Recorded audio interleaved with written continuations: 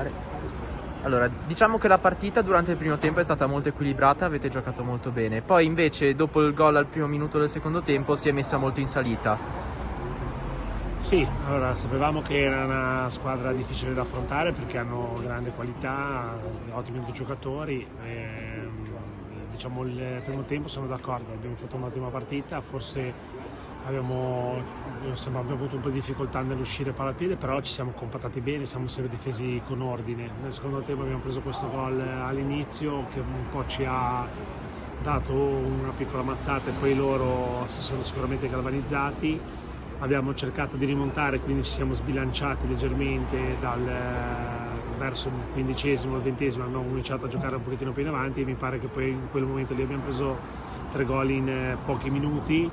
Chiaramente il secondo gol era nel momento che forse dove stavamo cercando di avanzare, abbiamo avuto quelle due occasioni che magari se riusciamo a mettere dentro si può cambiare l'esito della partita, però cioè, almeno diciamo, il proseguo della partita, però non abbiamo sfruttato quelle occasioni che abbiamo avuto e loro poi sono stati bravi perché comunque sono squadra e quindi sanno diciamo, interpretare bene anche quel momento lì della partita e quindi poi sono stati bravi a continuare a non perdere niente.